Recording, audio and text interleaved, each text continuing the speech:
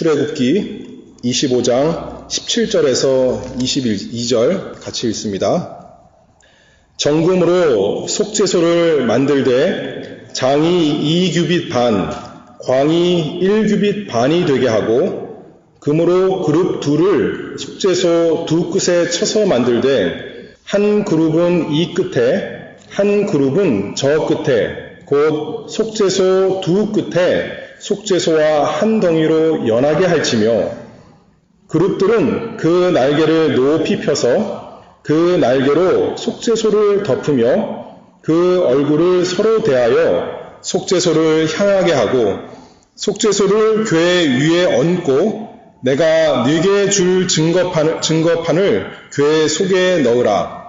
거기서 내가 너와 만나고 속죄소 위 곧 증거궤 위에 있는 두 그룹 사이에서 내가 이스라엘 자손을 위하여 네게 명할 모든 일을 네게 이르리라. 아멘. 여기 22절 말씀을 보면 거기서 내가 너와 만나고 라는 말씀이 있습니다. 제가 이번 시간을 통해서 제사장에 대해서 예수 그리스도의 제사장 되신 것에 대해서 증거하고 있는데 특별히 출애굽기에 하나님께서 이스라엘 백성과 만나주시겠다 하는 곳이 세 군데에서 말씀했다 했습니다. 하나님께서 이스라엘 백성과 만나시기 위해서 성막을 만드시고 회막으로 만들어주시고 또 그 회막 뜰에서 번제 드릴 때 하나님 만나주신다고 그랬고 또 성소 안에 들어갔을 때 제사장이 분향하는 그 시간에 하나님께서 만나주신다고 그랬고 이제는 가장 깊숙이 있는 지성소에 들어갔을 때 그 속죄소에서 22절 말씀처럼 거기서 내가 너와 만나고 말씀하였습니다. 하나님은 창조주시고 우리는 하나님의 피조물이기 때문에 스스로 살 수 없이 하나님의 모든 좋은 것을 의지할 수밖에 없습니다. 모든 생명의 근원이신 하나님의 도우심을 간절히 필요로 합니다. 또한 하나님은 거룩하신 분이시고 우리는 죄 많은 사람이기에 죄로 더러워진 사람이어서 하나님의 긍휼이 간절히 필요합니다. 그런데 안타까운 것은 죄인이기 때문에 거룩하신 하나님께 함부로 나아갈 수 없다는 거죠. 죄인이라서 하나님께 가서 긍휼을 얻어야 되는데 반대로 말하면 오히려 죄인이기 때문에 하나님께 나아갈 수가 없다는 것입니다. 하나님께 나아가야 하나님을 만나야 거기서 긍휼을 얻고 거기서 복을 얻고 거기서 은혜를 얻어서 살 텐데 하나님께 죄인이기 때문에 스스로 나아갈 수가 없다는 것입니다. 그런데 은혜로운 것은 감사한 것은 하나님께서 죄인들과 만나주신다 약속했습니다. 아무 때나 아무 장소에서나 아무 방법을 통해서나가 아니라 하나님이 지정하신 때에 장소에서 그 방법을 통해서 하나님께서 만나주신다. 하나님이 약속하셨으니 반드시 거기에 가면 하나님을 만날 수가 있습니다. 반드시 그리로만 가면 죄인이 얻을 수 있는 모든 은혜를 피조물이 얻을 수 있는 모든 좋은 것을 다 받아 누릴 수가 있는 것이죠. 그래서 오늘 22절 거기서 내가 너와 만나고 이 말씀을 통해서 지성소에 들어가신 그 대제사장 어떤 분이신가 그리고 어떤 일을 위해서 지성소에 들어가시는가 살펴보고자 합니다. 대제사장이 지성소에 들어가는 것은 아무 때나 가는 것이 아니라 1년에 딱 한 번 하나님께서 정하신 속죄일에 들어갑니다.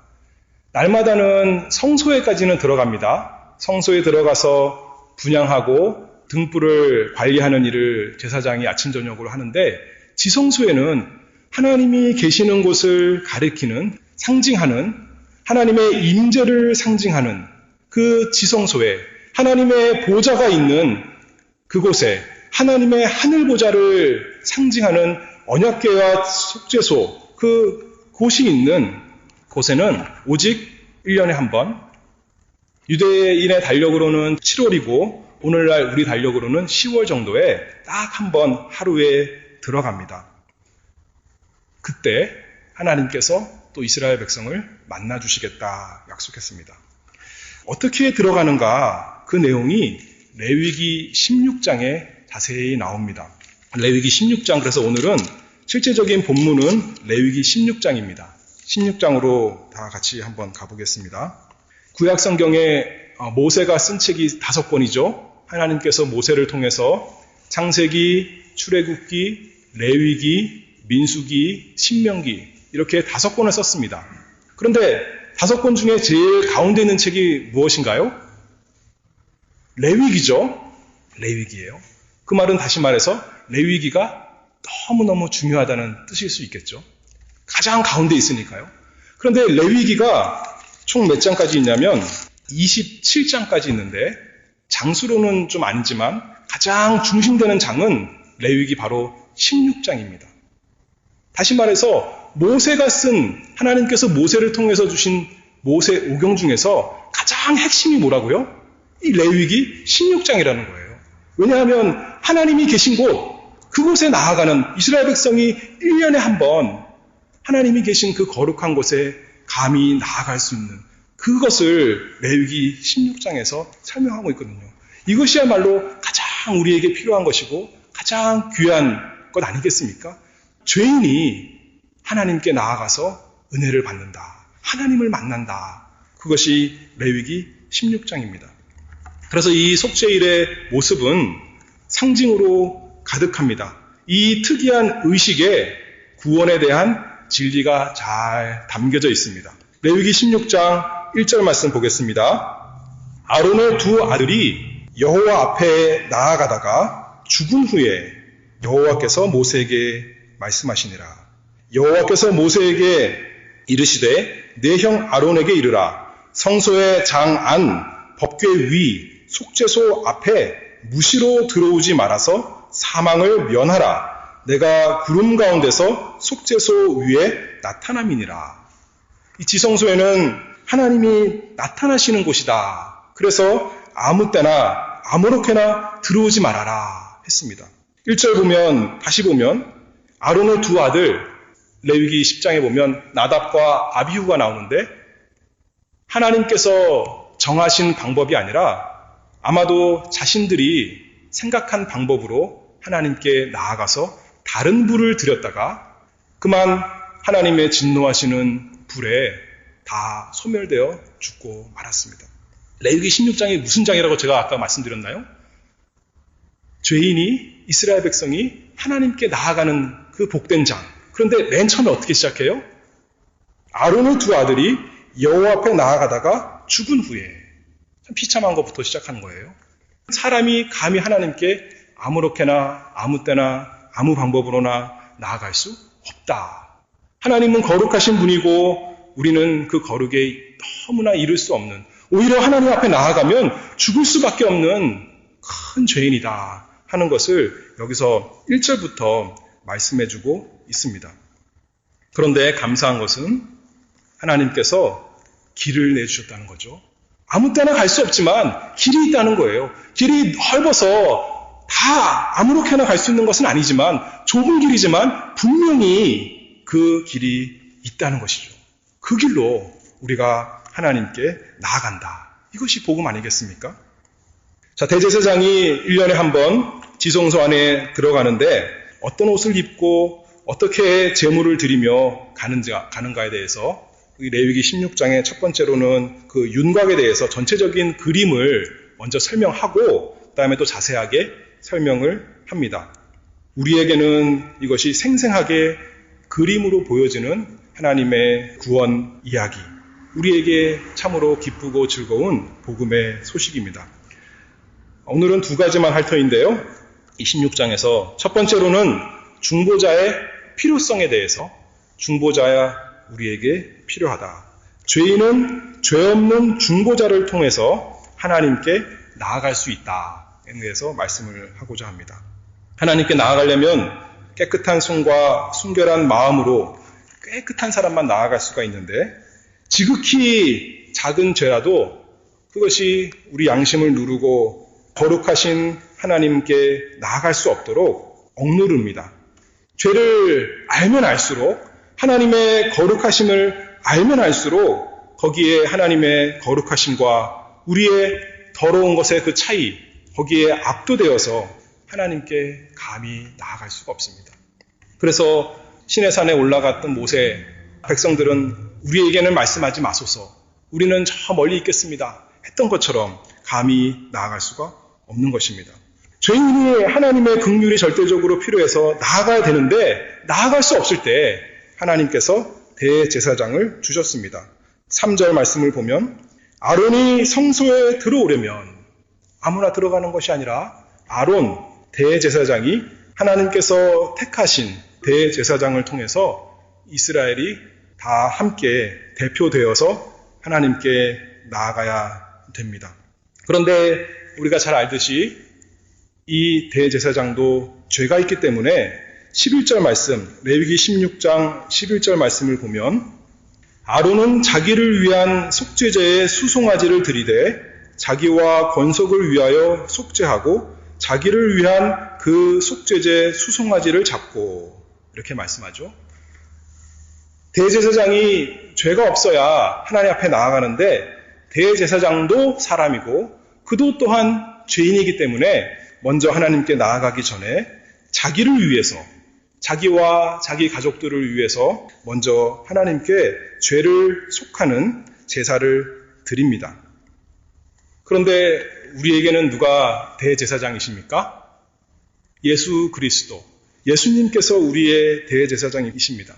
하나님께서 아론을 선택했는데 선택해서 대제사장으로 만들었던 것처럼 하나님께서 예수 그리스도를 택하여서 또 예수 그리스도께서는 자원하여서 그 일을 맡음으로 우리의 대제사장이 되었습니다.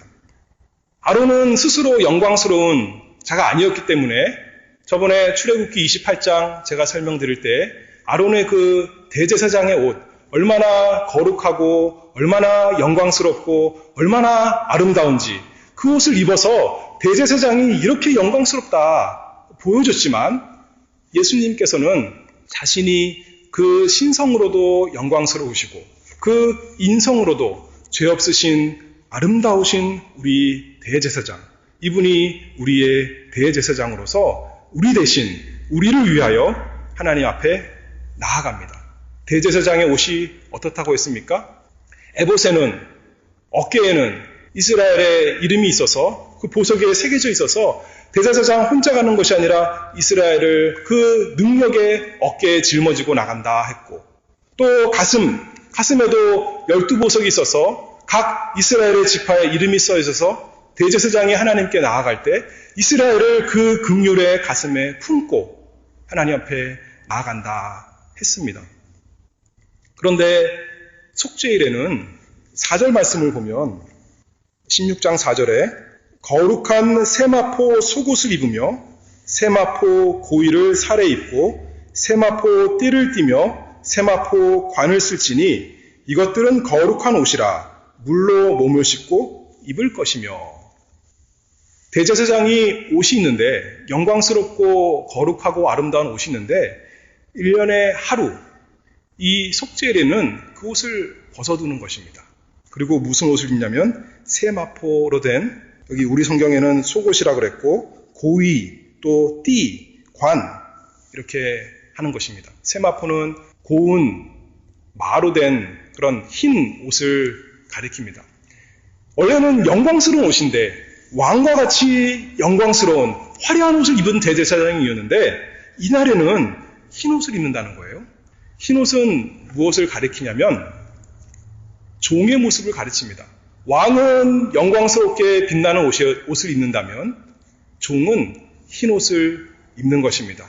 겸손하게 흰 옷을 입고 종의 일을 감당하는 대제사장의 모습을 보여주고 있습니다.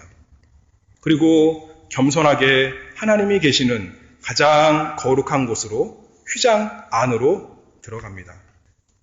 아론이 왜 흰 옷을 입고 들어갔을까요? 우리에게 상징적으로 보여주는 것이에요. 예수님께서 대제사장의 일을 감당하기 위해서 어떻게 하셨습니까?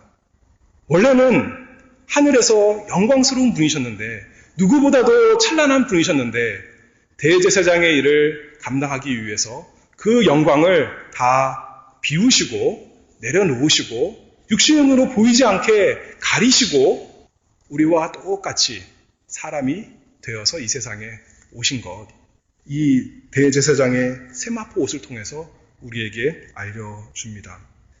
연약한 우리의 인성을 겸손하게 입으셨습니다. 영원하신 하나님의 아들이 사람이 되어서 우리와 똑같이 되었습니다. 빌립보서 2장 6절에 잘 아는 말씀이죠. 그는 근본 하나님의 본체시나 하나님과 동등됨을 취할 것으로 여기지 아니하시고 오히려 자기를 비어 종의 형체를 가져 사람들과 같이 되었고 사람의 모양으로 나타나셨음에 종의 형체를, 종의 모양으로 우리와 똑같이 우리가 하나님의 종이고 우리가 하나님 말씀 다 순종해야 되는데 우리가 못하는 것을 위해서 예수님께서 영광스러운 분께서 그 옷을 다 벗으시고 이제는 세마포 옷으로, 세마포 띠로, 세마포 관으로 다 입으셨습니다.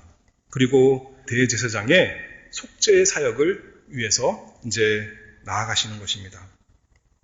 그리하여 속죄의 장면은 레위기 16장 1절 말씀에 참 소망 없는, 어떻게 보면 절망적인 그 모습으로 시작하지만 예수님께서 대제사장이 되셔서 자기 영광 내어놓으시고 우리처럼 낮아지셨기 때문에 하나님의 종, 여호와의 종이 되어서 하나님의 말씀 다 순종하기 위해서, 아버지의 뜻을 온전히 순종하기 위해서 예수님이 우리의 대제사장, 세마포 옷을 입은 분이 되었습니다.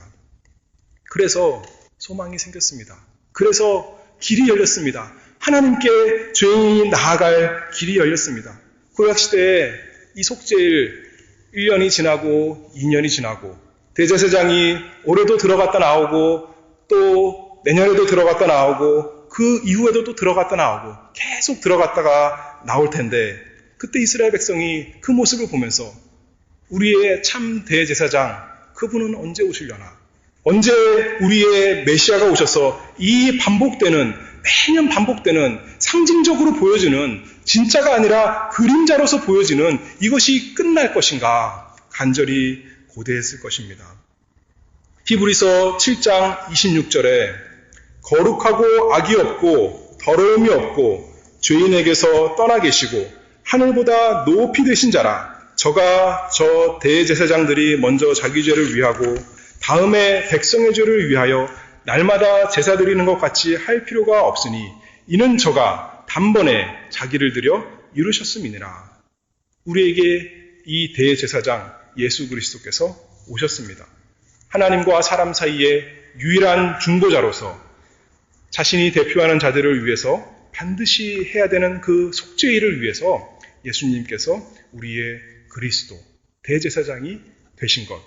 우리가 그분이 필요하다. 그분을 통해서 하나님께 나아갈 수 있다. 우리는 스스로 나아갈 수 없지만 하나님께서 우리에게 죄 없으신 예수 그리스도 주셔서 그분이 이 속죄일에 아론이 지성소에 들어갔던 것처럼 이 세상에 내려오셔서 속죄일을 다 수행하셨다. 그것을 우리가 잘 알아야겠습니다. 두 번째로는 중보자의 사역에 대해서, 대제사장의 일에 대해서 이 성경을 통해서 또 살펴보고자 합니다. 아론이 6절 말씀을 보면 아론은 자기를 위한 속죄제에 수송아지를 드리되 자기와 권속을 위하여 속죄하고, 먼저 아론이 자기를 위해서 죄를 없애는 속죄의 제사를 드렸습니다. 그리고 나서 백성을 위해서 두 염소를 취하여 회막문 여호와 앞에 두고 두 염소를 위하여 제비 뽑되 한 제비는 여호와를 위하고 한 제비는 아사셀을 위하여 할지며, 아론은 여호와를 위하여 제비 뽑은 염소를 속죄제로 드리고 이렇게 말을 합니다. 자기를 위해서 제사 드린 다음에 그 다음에 백성을 위해서 하는 것이 무엇이냐면 두 염소를 취한다. 그 말씀을 여기서 하고 있습니다. 오늘은 여기서 첫 번째 염소만 말씀할 텐데, 첫 번째 염소에 대해서 대제사장이 하는 속죄 사역의 효과를 알려주는 첫 번째 염소에 대해서 설명하고자 합니다. 15절 말씀을 내려가 보면 또 백성을 위한 속죄제 염소를 잡아 그 피를 가지고 장 안에 들어가서 그 수송아지 피로 행함같이 그 피로 행하여 속죄소 위와 속죄소 앞에 뿌릴지니. 이 속죄일의 모든 의식은 죄의 문제를 다루는 것입니다. 죄는 피 흘림으로만 다루어져야 됩니다.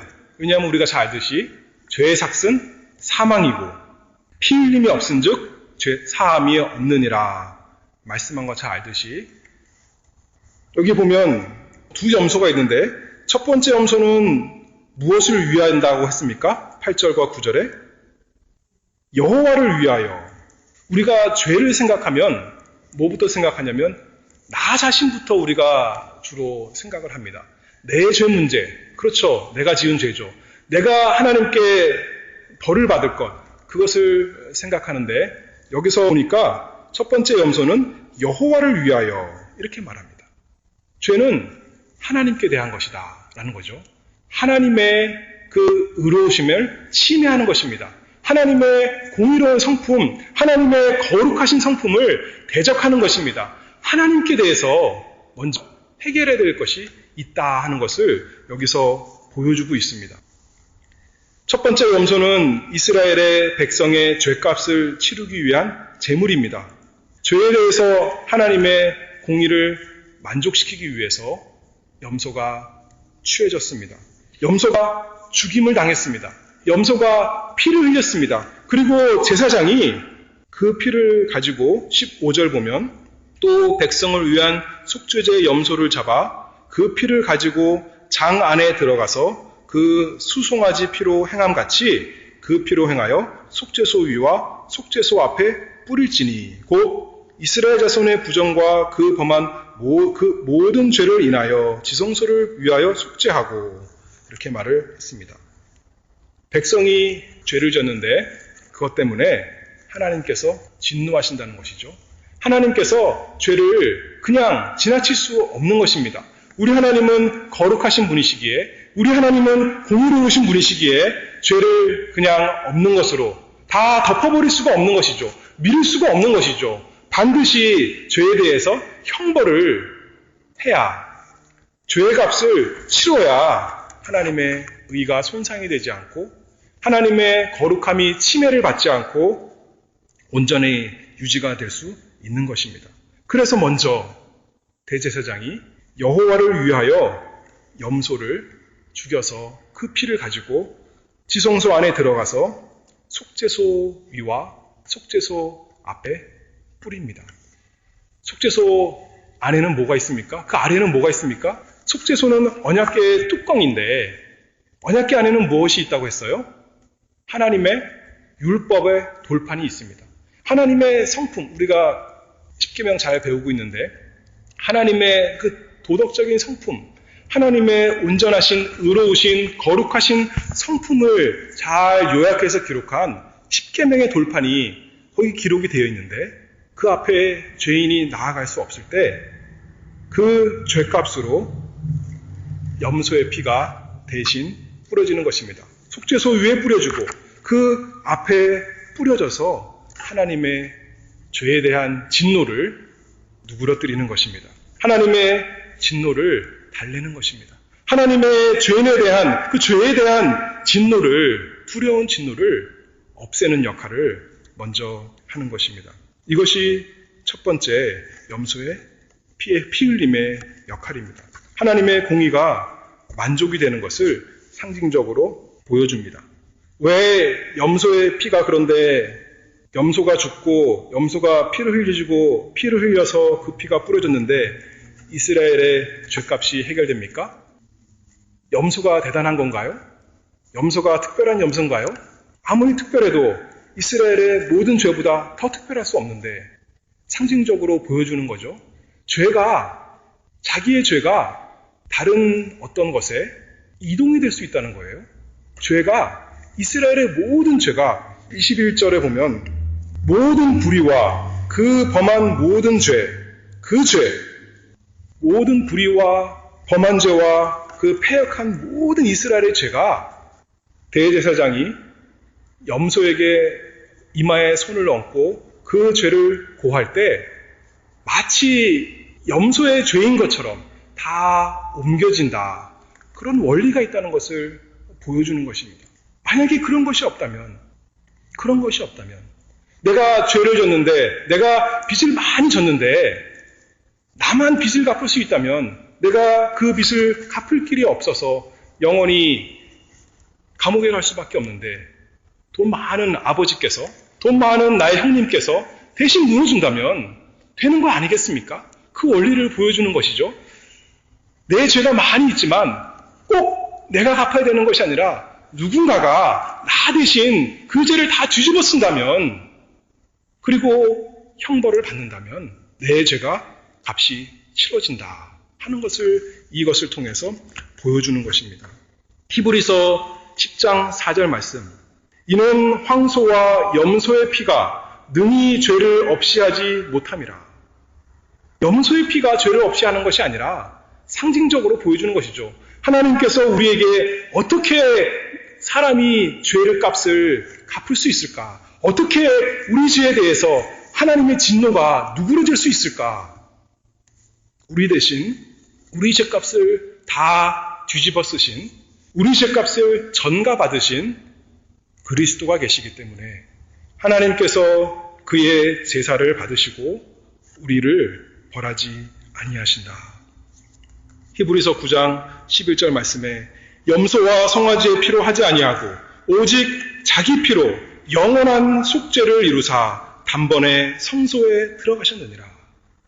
구약시대의 대제사장이 염소의 피를 가지고 지성소에 들어갔던 것처럼 예수 그리스도께서 염소의 피, 그런 것이 아니라 자기 피, 이 세상 모든 것을 다 더한 것보다도 영원히 소중한 자기 생명 가지고 단번에 지성소에 들어가셨느니라. 그래서 우리 대신, 그것을 믿는 우리 대신 하나님의 진노의 형벌을 받으셨습니다. 대제사장이 이스라엘 대신 지성소에 들어가는 것처럼 대제사장이신 그리스도께서 모든 신자를 대신해서 지성소에 들어가셨습니다. 이스라엘을 대신하여 제물이 되었듯이 예수 그리스도께서 자신을 희생제물로 삼아서 휘장 안으로 들어가셨습니다. 그리고 하나님께서 염소피 그런 것으로 만족하는 거 아니죠. 가장 온전한 그 생명, 그 피 흘림, 그 피 뿌림, 그것을 받으시고 만족을 하시는 것입니다. 하나님의 공의가 만족이 되었습니다. 하나님의 죄에 대한 진노가 이제 사그라지는 것입니다. 아론이 들어갔다가 나왔을 때는 휘장이 여전히 있었지만 예수님께서 십자가 들어가셔서 속죄 제사를 드리셨을 때는 휘장이 갈라졌습니다. 아론은 그 길을 상징적으로 보여주기만 했지만 예수님께서는 그 길이 되셨습니다. 하나님의 거룩을 만족시키시고 휘장을 찢어놓으셨습니다. 단번에 다 갚으셨습니다. 다 이루었습니다. 예수님 말씀하신 것처럼 다 그 길값이 지불되었습니다. 그래서 이제는 우리는 그것을 믿고 그 길로 나아가는 거죠. 그 길이 훤히 열렸으니 고속도로 다니다 보면 급행 가는 길 있지 않습니까? 그 길 다 지불됐으니 그것을 믿는 사람이라면 그 길로 달리는 것입니다. 그것을 믿지 못한다면 막히는 옆에서 계속 앞도 못 가고 답답해하면 있겠지만 예수 그리스도께서 죄인 대신에 그 길을 갚으셨다는 것, 그 길 값을, 죄의 값을 지불하셨다는 것을 믿는다면 그 길로 얼마든지 거룩하신 하나님 앞에 달려가는 것입니다. 활짝 열어놓으셨습니다. 죄 없으신 분의 대리적으로 속죄의 죽으심으로 우리에게 하나님을 만날 수 있는 길을 활짝 열어놓으셨습니다. 염소가 죽지 않으면 안 됐듯이 예수님께서 어떻게 하셨습니까? 죽으셨습니다. 염소가 피를 흘리지 않으면 안 됐듯이 예수님께서 십자가에서 다 피를 흘리셨습니다. 어떤 사람들은, 자유주의자들은 예수님이 십자가에 죽은 것은 단순히 상징적인 것이다. 단순히 우리에게 하나님을 어떻게 순종하는지 보여주기 위한 것이다. 하나님의 사랑이 얼마나 큰지 보여주기 위한 것이다 라고까지만 말하지만 물론 그것도 일리가 있지만 거기까지가 아니라 실제로 예수님이 죽으셨습니다. 예수님이 우리 대신 형벌을 받으신 것입니다. 우리는 그것을 믿습니다. 그래야 내가 하나님 앞에 형벌을 받지 않고 하나님의 진노가 없어지는 것 아니겠습니까? 로마서 3장 25절에 성경에서는 이것을 가리켜 화목제물이다 그렇게 표현합니다. 이 예수를 하나님이 그의 피로 인하여 믿음으로 말미암는 화목제물로 세우셨으니 예수께서 우리 죄를 속하기 위한 대제사장이시오 또한 동시에 화목제물이 되셔서 하나님의 진노를 다 막으셨습니다. 다 덮으셨습니다. 구약 성경에 이 속죄라는 단어가 덮다라는 뜻인데 먼저 하나님의 그 진노를 다 덮은 것입니다. 활활 타오르는 하나님의 그 불과 같은 것을 예수님의 보혈로 십자가에서 그를 믿는 모든 사람을 위한 예수님의 보혈의 공로로 다 덮어버렸습니다. 17절에 말씀합니다. 오늘 레위기 16장 17절 말씀에 그가 지성소의 속죄하러 들어가서 자기와 그 권속과 이스라엘 온 회중을 위하여 속죄하고 나오기까지는 누구든지 회막에 있지 못할 것이며 대제사장 혼자 들어가는 것입니다. 마찬가지로 예수님께서 홀로 속죄 제물이 되어서 화목 제물이 되어서 하나님께 벌을 받으셨습니다. 이것을 믿지 않는다면 누가 벌을 받아야 되는 거예요? 내가 자기 자신이 벌을 받아야 됩니다. 예수님께서 나와 같은 죄인을 위해서 하나님의 진노를 진짜로 받지 않으셨다. 그렇게 생각한다면 대신이 아니죠. 내 죄값을 내가 받아야 되는 것입니다. 하나님의 그 무서운 죄값을, 무서운 그 진노의 형벌을 다 받고 영원히 받아야 되는 것입니다. 그러나 하나님께서 진노의 대상인 원수들을 사랑하셔서 가장 사랑하는 아들 예수 그리스도를 십자가에 내주셨습니다. 예수 그리스도께서 대제사장께서 그 사랑하는 백성을 위해서 자원하여서 하나님의 진노를 다 마셨습니다. 그리고 말씀했습니다. 나의 하나님 어찌하여 나를 버리셨나이까. 피를 다 흘리셨습니다. 하나님의 속죄소 위에 피를 다 뿌리셨습니다. 그래서 십자가에서 하나님의 이름이 거룩해졌습니다. 그래서 그거를 믿는 모든 우리에게 우리 마음에 우리 영혼에 하나님의 나라가 임했습니다. 그래서 우리는 찬양하는 것입니다. 그래서 우리는 감사하는 것입니다. 요한일서 4장 10절 말씀처럼 사랑은 여기 있으니 우리가 하나님을 사랑한 것이 아니요 오직 하나님이 우리를 사랑하사 우리 죄를 위하여 화목제로 그 아들을 보내셨음이니라. 죄인이 어떻게 하나님께 나아갈 수 있을까? 죄인이 어떻게 하나님을 만나서 은혜를 받을 수 있을까? 오직 하나님의 택하신 대제사장을 통해서 또한 그분의 자기네 생명을 통해 드린 그 화목제물, 그 속죄제물, 그것을 믿음으로 우리가 하나님께 나아갑니다. 오늘 출애굽기 25장 22절 말씀처럼 거기서 내가 너와 만나고 우리는 그것을 날마다 믿기를 바랍니다. 예수 그리스도를 믿음으로 날마다 하나님께 나아갑니다. 예수님이 나 대신에 십자가에서 피를 다 흘리신 것, 그것을 믿습니다. 내가 하나님의 그 두려운 진노를 받아야 되지만 그 대신 예수님께서 속죄제물, 화목제물이 되셨습니다. 하나님 그것을 믿습니다. 그래서 오늘도 하나님께 나아가서 은혜를 받고자 합니다. 염치불문하고 하나님이 약속하셨으니 하나님 만나주신다고 했사오니 오늘도 하나님의 은혜를 예수 이름으로 오늘도 구합니다. 저에게 은혜를 베풀어 주시옵소서. 날마다 나아가는 우리 모두가 되기를 바랍니다. 기도하겠습니다. 거룩하신 하나님, 은혜를 감사합니다. 죄를 미워하시고 반드시 벌하시는 의로우신 하나님이시니 참 감사합니다. 이 세상 나라의 왕들은, 지도자들은 의롭지 못하고 불의하고 치우침이 있고 자기 욕심에 빠지지만 하나님은 의로우신 분이신 것 너무나 감사합니다. 그럼에도 불구하고 의롭기만 하시다면 우리가 하나님 앞에 감히 나아갈 수가 없는데, 또한 하나님은 그리스도 안에서 사랑이 무한하신 분이시니 너무너무 감사합니다. 저희에게 예수 그리스도, 우리를 대신하여 대제사장이 되어서 하나님 앞에 나아가되 자신의 피를 가지고 나아가신 예수 그리스도를 주신 것 참으로 감사합니다. 그분의 십자가의 보혈 믿게 하시고 그분을 통해서 예수 그리스도의 이름으로 나아갈 때 언제나 만나주신다고 약속하셨사오니 참으로 감사합니다.